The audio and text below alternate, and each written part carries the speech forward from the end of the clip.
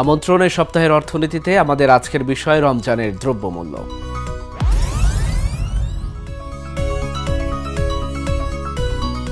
মধ্যপ্রাচ্যে আগামী ৩১ জানুয়ারি শাবান মাস শুরু হতে পারে। এছাড়া ১ মার্চ থেকে মধ্যপ্রাচ্যে রমজান মাস শুরু হতে পারে।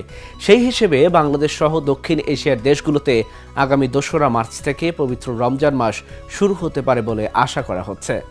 প্রতি বছরই রমজান এলে বাজারে নিত্যপণ্যের দাম বেড়ে যায়। রমজানকে সামনে রেখে নিত্যপণ্যের বাজারে এখনই এক প্রকার আওয়াজ শুরু হয়েছে।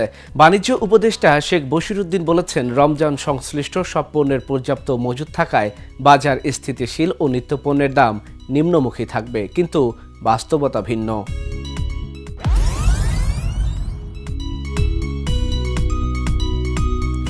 পবিত্র রমজান মাস উপলক্ষে নিত্যপণ্যের আমদানি দ্রুত বাড়ছে জানুয়ারি মাস থেকেই। জানুয়ারি মাসে বিপুল পরিমাণ নিত্যপণ্য আমদানি হয়েছে, যা অনেক ক্ষেত্রে পুরো রোজার মাসের চাহিদা সমান। কিছু ক্ষেত্রে আমদানি রোজার চাহিদাকে ছাড়িয়ে গেছে। এ মাসেও আমদানি অব্যাহত আছে। আমদানি বাড়ানো ও মূল্য নিয়ন্ত্রণে রাখতে অন্তর্বর্তী সরকার ভোজ্য তেল, চিনি, পেঁয়াজ, আলু, খেজুর সহ বিভিন্ন পণ্যের শুল্ক ছাড় দিয়েছিল। পাশাপাশি ঋণপত্র খুলতে এখন মার্কিন ডলারের সংকটও অনেকটা কেটেছে। সব মিলিয়ে আমদানিতে উৎসাহ বেড়েছে।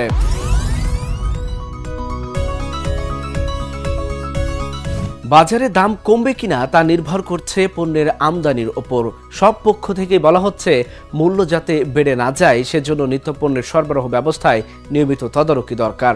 রোজার সময় আমদানিকারক থেকে ভোক্তা পর্যায় পর্যন্ত আসতে পণ্যের দামের পার্থক্য অনেক বেশি বেড়ে যায়। অনেকে এই সুযোগটা নেন। এজন্য সরকারের নজরদারি বা তদারকি বাড়াতে হবে।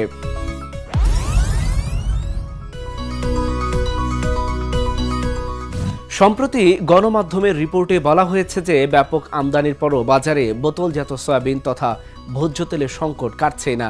রাজধানীর বিভিন্ন বাজার ও মহল্লার দোকানগুলোতে হঠাৎ করে উধাও হয়ে গেছে সয়াবিন তেল। কোনো কোনো দোকানে পাওয়া গেলেও সরকার নির্ধারিত মূল্যে বিক্রি হচ্ছে না।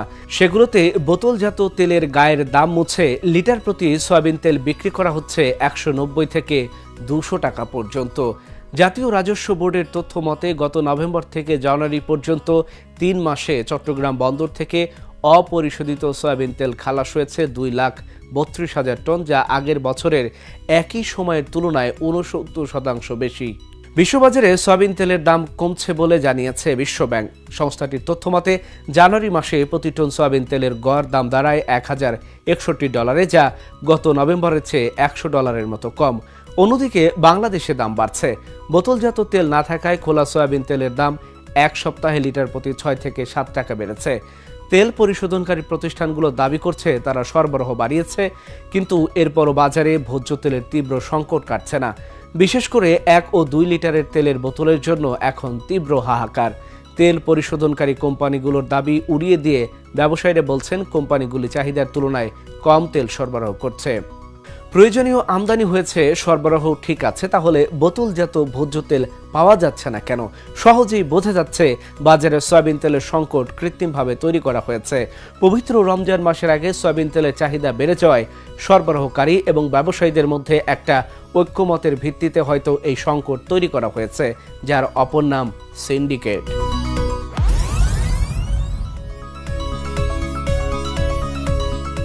রমজানে মাংসের চাহিদা বাড়ে, ফলে দামও বাড়ে। শবে বরাতের সময় দেখা গেল বাজারে ব্রয়লার মুরগির দাম কেজিতে ১০ টাকার মতো বেড়েছে।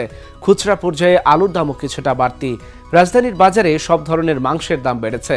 গত ২ থেকে ৩ দিনের ব্যবধানে বিভিন্ন ধরনের মাংস কেজি প্রতি ২০ থেকে ১০০ টাকা পর্যন্ত বাড়তি দামে বিক্রি হচ্ছে।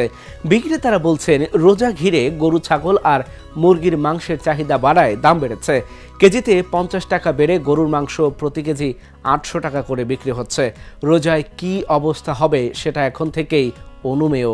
বাড়ছে সব ধরনের মশলার দামও। এর মধ্যে এলাচের দাম সবচেয়ে বেশি বেড়েছে। প্রতি কেজি এলাচ বিক্রি হচ্ছে ৪,৫০০ টাকায়।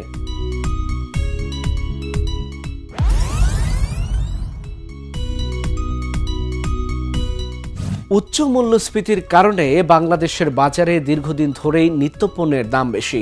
সাধারণ মানুষ অনেক কষ্টে দিনানিপাত করছে। তাই রমজান উপলক্ষে নতুন করে যেন এসব জিনিসের দাম না বাড়ে সেজন্য সরকার চাল, ভোজ্য তেল, চিনি, খেজুর, ছোলা, মশলাসহ রোজার পণ্যের শুল্ক কমিয়েছে। কিন্তু অতীতে দেখা গেছে শুল্ক সুবিধা ব্যবসায়ীরা নিলেও এর সুফল ভোক্তারা পায়নি। এবারও সেই প্রবণতা লক্ষণীয়।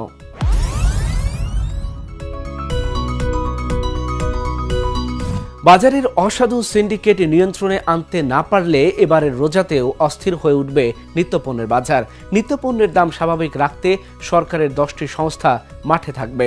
সড়ক ও বাজারে চাঁদাবাজি রোধে আইনশৃঙ্খলা বাহিনীর সদস্যদের সঙ্গে বিভিন্ন গোয়েন্দা সংস্থাও যুক্ত থাকবে র্যাব পুলিশের নিয়মিত টহলদারি।